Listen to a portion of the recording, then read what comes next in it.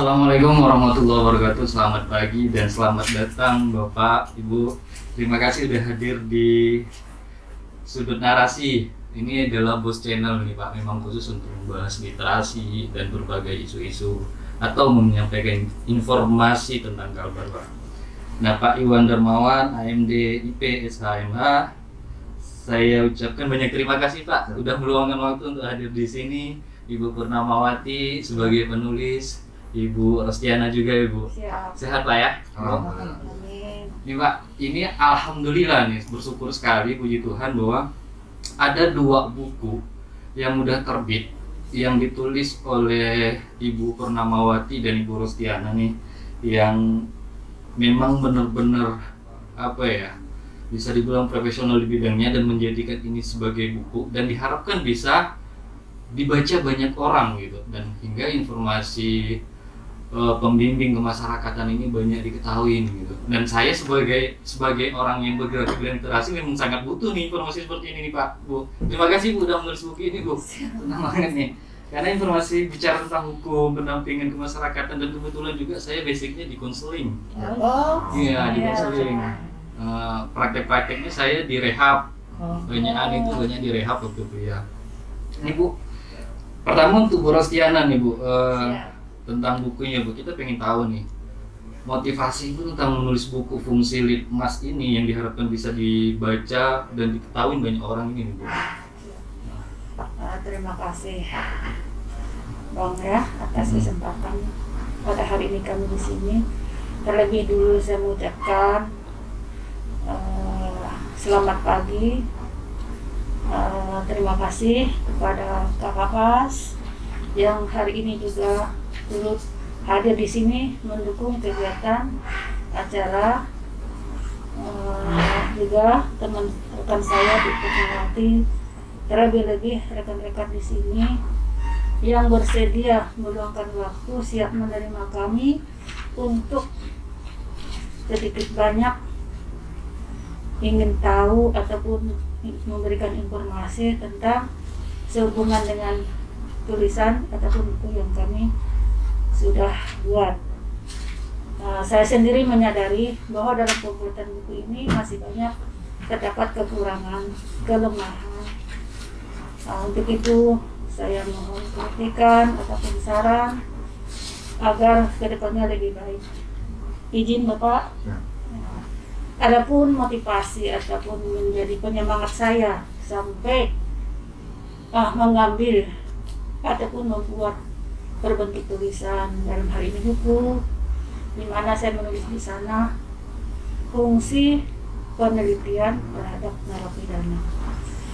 Penelitian yang saya kemukakan di sini dalam hal ini penelitian kemasyarakatan yang lebih kerennya ataupun lebih familiarnya disebut kalau di internal kami Litmas. Adapun yang melatar belakangi saya sampai membuat buku seperti itu, saya melihat di sini saya selaku petugas pembimbing kemasyarakatan di Bapas Pontianak, saya melihat, saya terjun langsung ke lapangan bahwa seorang petugas pembimbing kemasyarakatan yang ada di Bapas dimanapun berada, di setiap permasalahan ataupun yang bersifatnya berlebih untuk seorang narapidana, bahwa peran ataupun fungsi ataupun manfaat Litmas itu sangat dibutuhkan, dengan maksud ataupun tujuan ketika seseorang atau warga binaan di dalam rutan maupun di dalam lapas itu bermasalah, yang lebih mengetahui ataupun yang lebih mengerti bahwa seseorang itu bermasalah hukum ataupun melakukan pelanggaran, dalam hal ini adalah di Bapas, terutama PK-nya, untuk melakukan penelitian kemasyarakatan. Dalam hal ini kita seorang PK terhadap warga binaan ini kita dampingi, kita ingin mengetahui apa sih yang menyebabkan atau faktor penyebab bahwa yang bersangkutan ini sampai bermasalah hukum. Jadi ingin mengetahui latar belakang faktor penyebab dan sebagainya. ketika warga binaan yang ada di rutan ataupun di lapas mau akan proses reintegrasi ke masyarakat, terlebih harus memenuhi berbagai persyaratan. Dalam hal ini, penelitian kemasyarakatan itu sangat mutlak, sangat dibutuhkan. Gunanya apa, manfaatnya apa?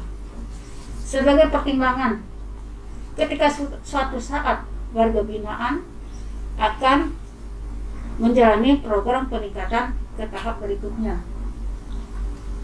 Dalam hal ini juga, pihak Bapas ataupun PK yang terjun ke lapangan langsung bisa ataupun dapat mengetahui secara garis besar yang bersangkutan itu dinyatakan sudah oke atau belum untuk reintegrasi ke masyarakat. Jadi salah satu yang menjadi motivasi saya sampai mengambil judul seperti itu, begitu besarnya, begitu manfaatnya suatu penelitian itu sangat dibutuhkan. Karena sebagai pertimbangan untuk pembinaan yang lebih baik. Karena dengan di pihak Bapas terkembangkan di awal-awal pastilah ada namanya pendataan ataupun di dalam rangkaian penelitian itu ada namanya asesmen. Kebutuhan-kebutuhan apa yang terbaik buat yang bersangkutan. Bagaimana pola-pola pembinaan yang lebih baik untuk si yang bermasalah tadi. Sekian, terima kasih. Makasih Bu. Dan ini yang paling yang ingin saya tanyakan adalah, dan banyak teman-teman dan masyarakat itu, binaan yang diberikan itu dulu. Binaan seperti apa sih? Salah satu contohnya, apakah setiap permasalahan yang dihadapi oleh warga binaan dan memiliki metode binaan yang berbeda pula gitu? Kalau dalam hal ini kita kan lebih spesifiknya di fungsi ya. penelitian yang kita buat, Bang. Jadi dalam hal ini ketika kita mengetahui si A ini kebutuhannya apa, si A ini misalnya warga binaan ini bermasalah karena faktor apa. Jadi minimal kita ada rujukan. Sebaiknya yang bersangkutan kita rekomendasikan untuk kebutuhannya apa-apa aja. Pembinaannya itu bagaimana.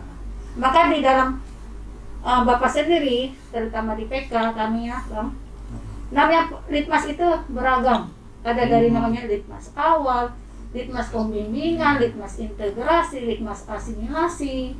Makanya di sini saya lebih fokus dengan narapidana, dalam hal ini warga binaan. Untuk sementara seperti itu, Bang. Makasih Bu ya. Iya, dan ini ada linearnya nih, ada korelasinya tentang fungsi litmas itu sendiri, dan buku berikutnya ini menjawab gitu kan, atau bisa dibilang ini ada hubungannya tentang fungsi litmas terhadap narapidana. Tugas dari profesi pembimbing kemasyarakatan seperti yang saya tanya tadi, dan ini judul buku yang ditulis oleh Bu Purnamawati. Ini Bu, jadi saya tadi sebenarnya pertanyaannya harusnya tanya dengan Ibu Bu ya. Salah nanya tadi. Iya. Maaf ya. Gak apa-apa, ini saling nyambung kok, Bang. Saling nyambung. Saling Jadi nyambung. sangat-sangat linear lah gitu. Iya. Kedua buku ini kayaknya sepertinya tidak bisa hanya dibaca satu saja kalau Siap. ingin tahu tentang pembimbing ke masyarakat. Dan jadi dua-duanya teman-teman bisa cari nih, atau bisa hubungin penulisnya atau penerbit. Mungkin juga nanti akan kita masukkan ke Play Store atau Google Book. Mudah-mudahan ya bisa, dan kawan-kawan di luar bisa belajar lebih banyak tentang pembimbing kemasyarakatan. Bu Purnamawati, ini Bu, judul buku ini kan tugas dari profesi pembimbing kemasyarakatan gitu. Dan tadi dijelaskan ada beberapa tahap, Ibu. Dan buku ini menjelaskan apa nih Bu sebenarnya? Izin Bapak, Assalamualaikum warahmatullahi wabarakatuh.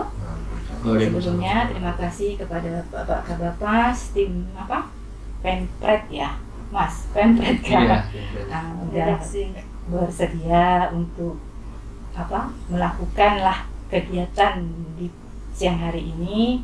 Semoga kita berjalan lancar. Jadi izin Bapak untuk tugas dari profesi pembimbing kemasyarakatan itu adalah pembimbing kemasyarakatan itu sebenarnya ada di dalam Kementerian Hukum dan HAM. Tepatnya itu di Dirjen Pemasyarakatan dan di dalam subunit Bapas kelas 2 Pontianak untuk kami di sini.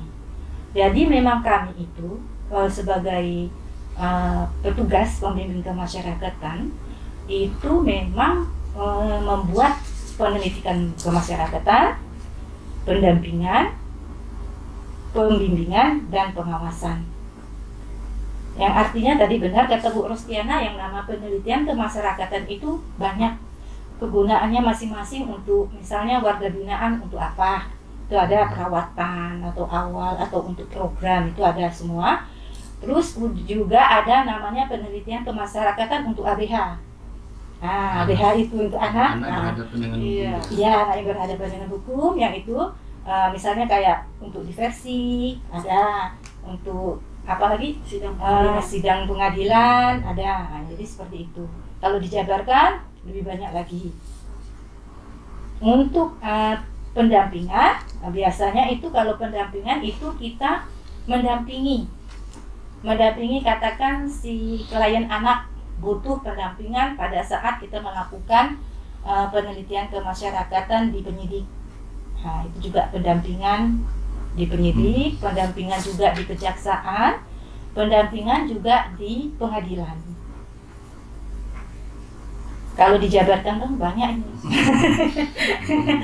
Jadi Singkat bicara aja. pendampingan itu dari semua aspek Bu ya, penyidik sampai Iya, pengadilan sekarang ini. iya. Jadi tidak hanya personal ininya aja yang sebenarnya Bu ya, Iya. ABH-nya aja Bu. Iya. Tapi berarti ini khusus untuk pendampingan kepada ABH, ABH. anak berhadapan dengan hukum Bu ya. Iya, Kalau iya. untuk yang dewasa beda lagi berarti. Beda. Beda, tidak perlu dibina kayaknya. Dengan gitu Bang. Udah tua masih berbiak gitu. Ya, temennya. nanti tambah penjara Bang, lebih banyak. Artinya kalau untuk pembinaan atau bimbingan itu yang tadi Abang bilang itu, kalau kami itu kan di sana tuh ada konseling.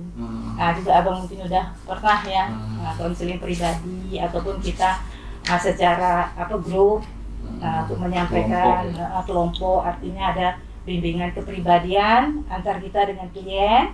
Kalau kemandirian itu biasanya kita merekrut ramai Bang.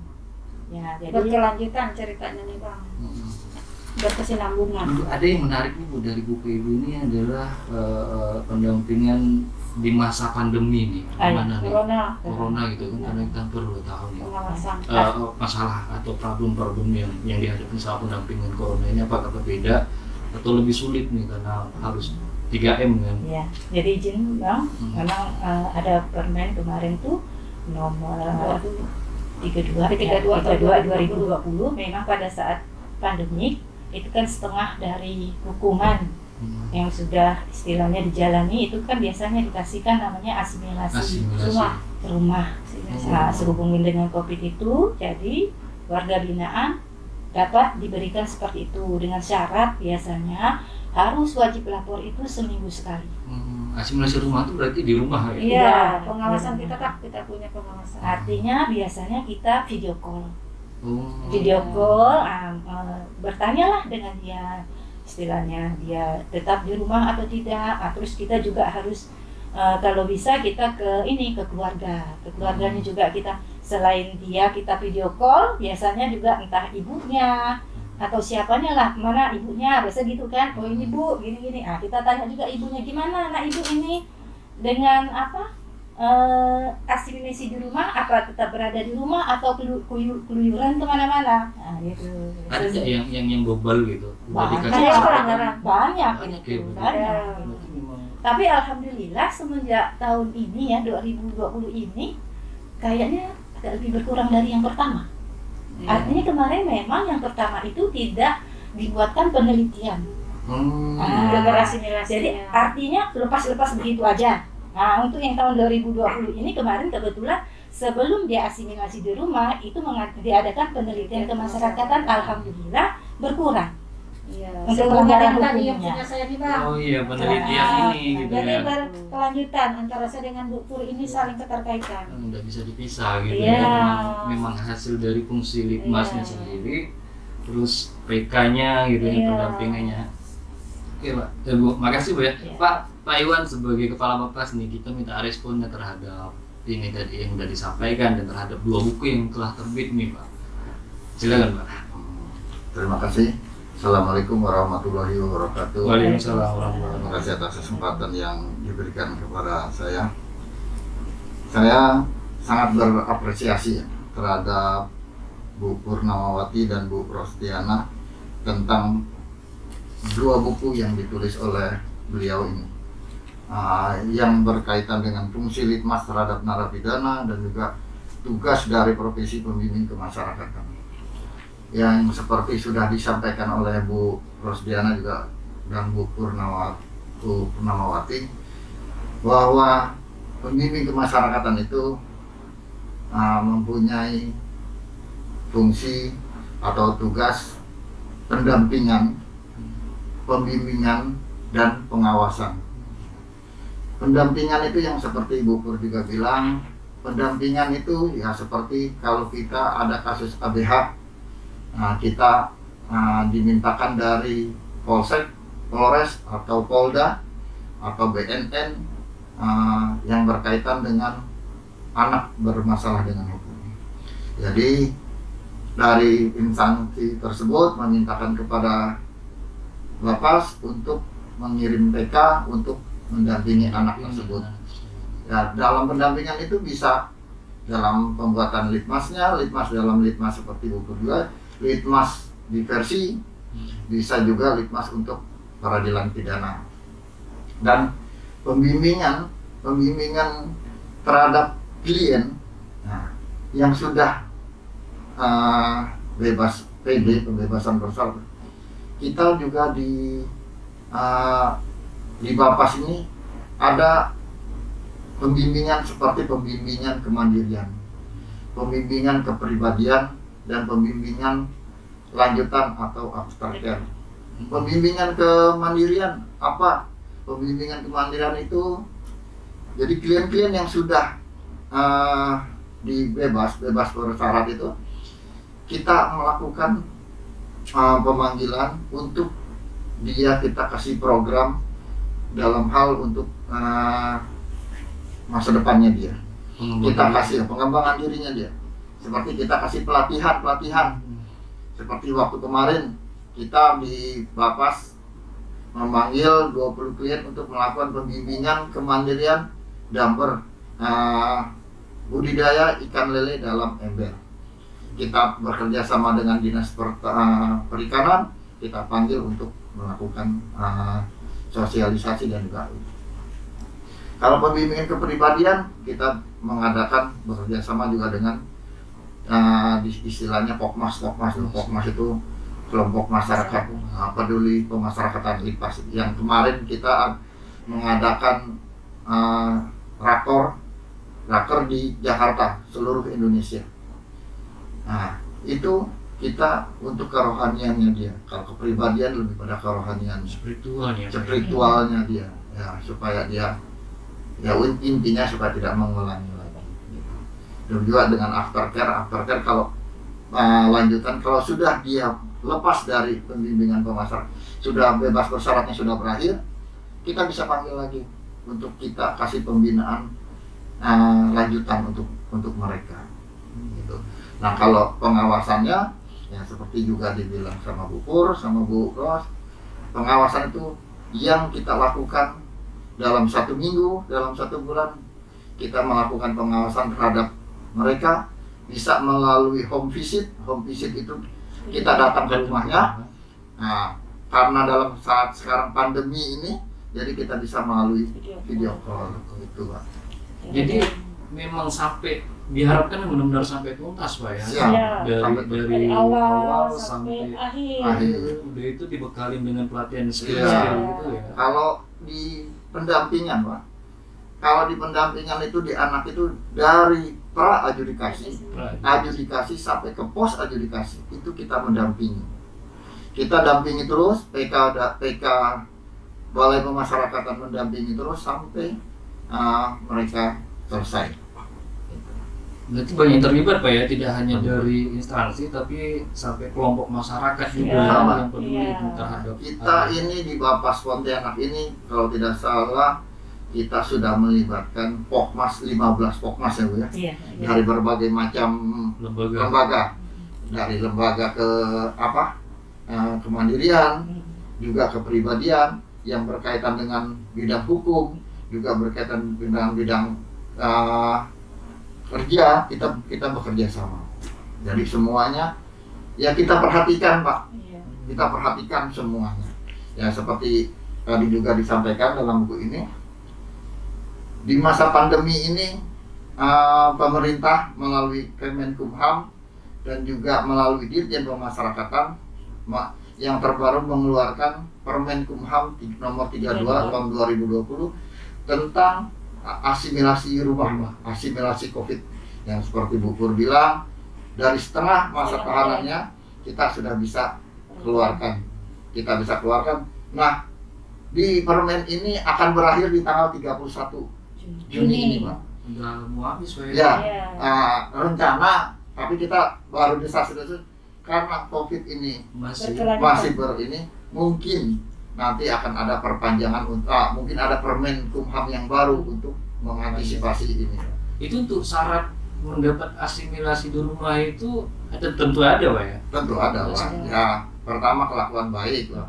Punya catatan Iya, Pak, baik ada kelakuan baiknya, tidak ada letter F-nya, bisa udah minimal setengah dari masa hukumannya dia. Dan setengah dari masa hukumannya dia tidak lewat dari tanggal 31 Juni.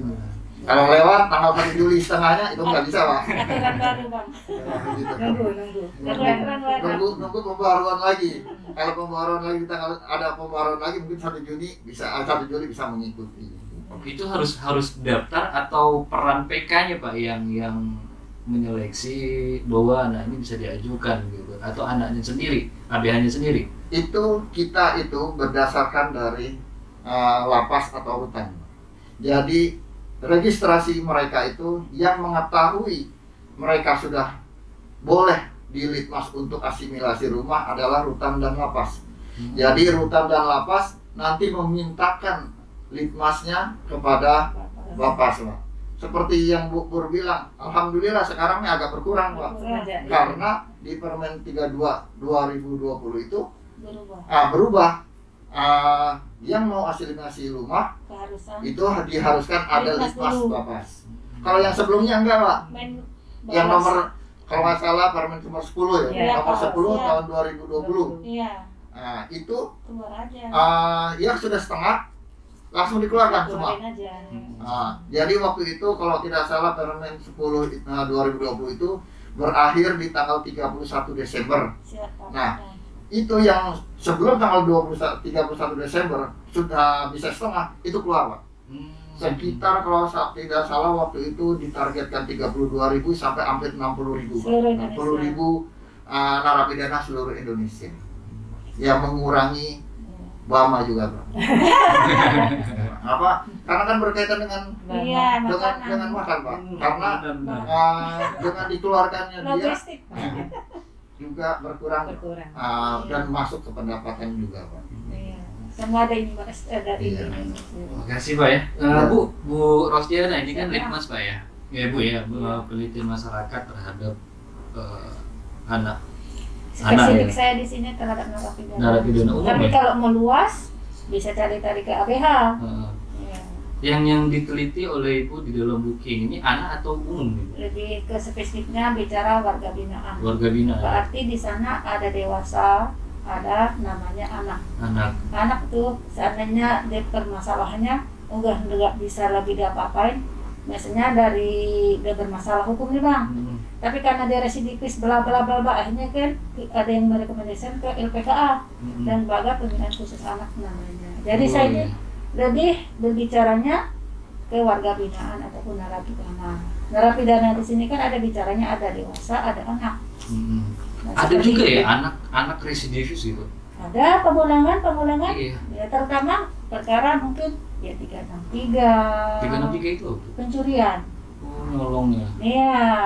Karena ada yang seperti Pak Panama kemarin tangani udah berapa kali pencurian sampai orang tuanya aja sudah nggak sanggup. Orang tuanya nggak sanggup ya? Iya, karena selalu melakukan.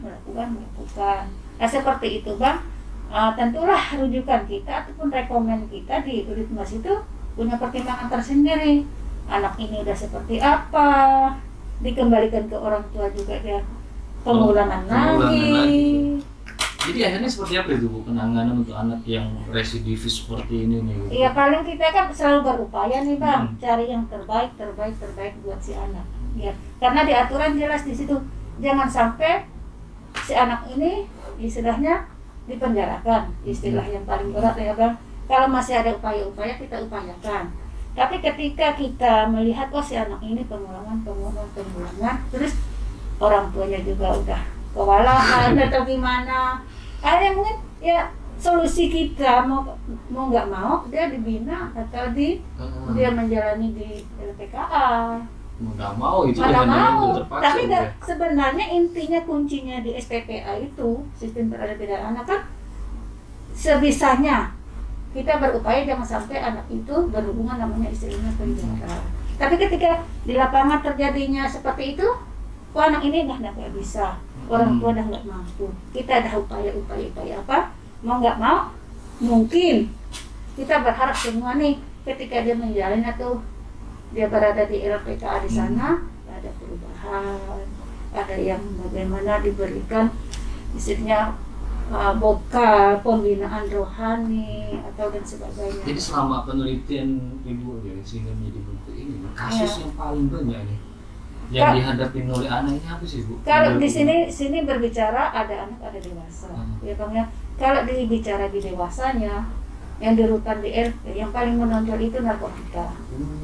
Tetap Nomor satu di Pontianak. Ya. Narkotika yang paling nomor satu. Peluang bisnis untuk kalian. Karena apa Bang? Kan barang itu mudah. Mudah didapat, nggak perlu kerja keras, hanya ngantar aja dapat. Iya. Ngantar aja banyak dapat, Nah, ya, apalagi menjual ya. Iya kan jadi jual aja. Nah, dominan sekarang. Tapi selama ini tadi dengar informasinya udah agak berkurang ya kasus-kasus narapidana gitu selama pandemi ini katanya. Dilalah, mudah-mudahan kita berharap semua petugas sampai ke jenjang atas sekalipun gimana caranya upaya-upaya kita untuk menekan lah intinya mau sampai 100% itu berkurang mungkin rasanya susah. Abang sendiri juga paham ya. Tapi minimal gimana upaya-upaya kita ini. Ada progres berkurangnya. Apalagi kalau bicara narkotika ini susah Bang. Apalagi kalau udah ketergantungan, itu dia punya profesi. Untuk membatiknya tuh nggak seketika. Jadi perlu proses. Gitu. Karena seperti kita ketahui memang dominannya seperti itu. Nih balik ke Bupur lagi nih ya. Kalau Bupur ini lebih spesifik ke anak Bu ya? Enggak juga. Umum. Jadi itu sebagai profesi pembimbing kemasyarakatan. Artinya kita bisa anak, bisa dewasa. Bisa dewasa. Ya. Jadi kesulitan nih khusus karena saya tertarik sekali dengan poin yang tentang pandemi tadi itu Bu. Iya. Karena betapa anak-anak yang berhadapan dengan hukum atau orang yang berhadapan dengan hukum warga binaan itu senang adanya pandemi gitu. Yang di luar kan karena asimilasi gitu kan. Tentu capeknya kan PK ya. Iya. PK dan masyarakat juga harus menerima, harus was-was juga kan. Kan nggak mudah tuh stigma label narapidana untuk diterima dengan mudah oleh masyarakat gitu. Jadi gimana nih Bu untuk menghadapin atau proses edukasi lah terhadap masyarakatnya sendiri atau warga binaannya sendiri gitu.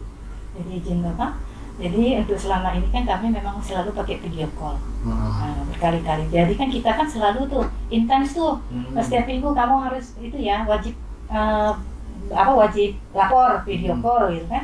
Seandainya terjadi dia tidak wajib lapor, mau tidak mau kita selaku PK kita harus turun ke lapangan. Harus kunjungan. Ya, harus kita ke lapangan, kita melihat apakah benar ada di situ atau tidak. Nah, kita juga istilahnya bisa dengan petugas misalnya RT-nya, kerja sama RT atau pamong setempat, ataupun katakanlah dekat dengan Polres gitu kan, atau Polsek, kita hubungi. Pak, kira-kira anak ini gimana? Nah, jadi istilahnya ada koordinasi yang baik lah untuk capaian tujuan kita seperti itu. Dan merangkum berbagai pihak ya, termasuk RT, warga, pamong setempat, tetangganya kita tanya, ataupun bapak polisi yang ada di harus situ. banyak pasang CCTV lah. Harus. Karena kita takut juga ini sebagai klien kita, dia melakukan lagi. Kan kita yang sebagai tanggung jawab istilahnya mencabutnya, repotnya gini-gini. Jadi mau tidak mau kita ke lapangan, kita harus tekan juga. Nah, seperti itu. Itulah tadi Bang, Bapak nanya ke saya kan, di mana salah satu kiat kita. Ya seperti itu tadi, mau melenyapkan seketika kita juga sepertinya susah, tapi minimal kita punya butuh proses, kita punya cara, berbagai cara. Ada data nggak yang sampai sekarang itu berapa warga binaan sih selama pandemi itu yang mendapat kesempatan asimilasi itu? Asimilasi ataupun PB. PB. Kalau selama pandemi ini udah banyak Bang. Udah banyak ya. Mau secara rinci atau secara pastinya itu kita paling 500 nggak ada kali. Ya, udah lebih kali Bang. Ya. Itu manusia semua Bu ya? Anak ayam. Soalnya satu aja gitu kan. Iya makanya. Itu butuh waktu yang intens, Iya. menguras waktu gitu Iya. kan. Apalagi sampai 500 memang butuh banyak PK berarti ya. Iya. untuk Iya. ngelakuin itu. Iya Bang.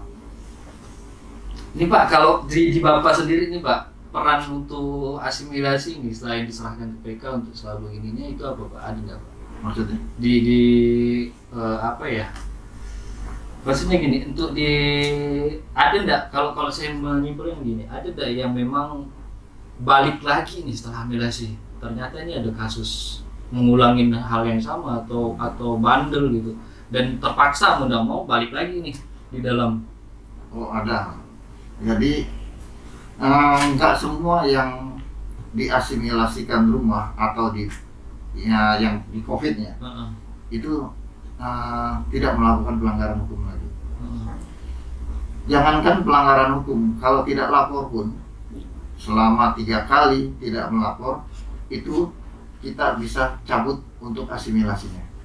Jadi dengan dicabut asimilasinya atau dia tidak melapor, dia melanggar hukum lagi, kita cabut asimilasinya, kita balikin ke Bisa Pak ya? ke rutan atau ke lapas yang mengeluarkannya.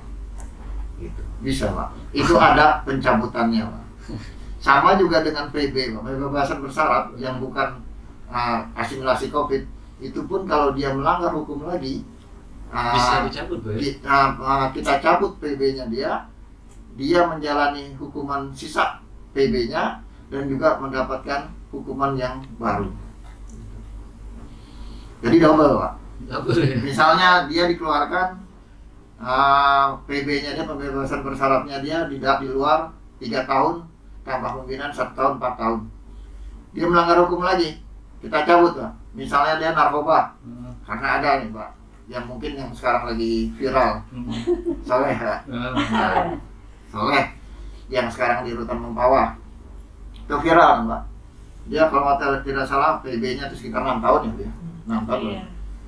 Cabut Pak, PB-nya kita cabut, dia jalanin lagi sisa tahanannya 6 tahun, ditambah dengan kasus barunya lagi yang nanti akan disidangkan, kita belum tahu putusnya berapa. Nanti itu ditambah Pak, didobelin Pak istilahnya. Tambung memang Pak ya, dan nggak tahu diuntung saya. Ya Pak, itu yang dan itu banyak Pak yang COVID pun asimilasi rumah pun banyak. Ya sudah kita kasih keluar asimilasi COVID rumah, mencuri lagi, ditangkap, ya Iya. balik lagi kita cabut. Kita bisa mencabut itu. Gitu. Tapi yang ada di dalam otaknya murni. udah dikasih kebebasan segala macam gitu kan. Ini kita udah hampir 1 jam nih ya, 30 menitan ya. Nah, ini Bu kita minta ini nih tentang buku ini nih gitu loh. Misalnya buku ini nih, kalau buku Ibu Rostiana ini nih sangat penting terutama bagi keluarga-keluarga yang punya keluarga atau saudara yang berhadapan dengan hukum gitu. Karena saya merasa penting ya gitu. Karena saya punya adik sepupu gitu, 2 yang lagi masuk lagi gitu narkoba. Gitu. Dan sempat kemarin sharing sama Pak Panama juga, coba diajuin karena udah 5 tahun kan, Iya. hampir 5 tahun jalan. Dua orang Pak adik sepupu saya Pak masuk di dalam.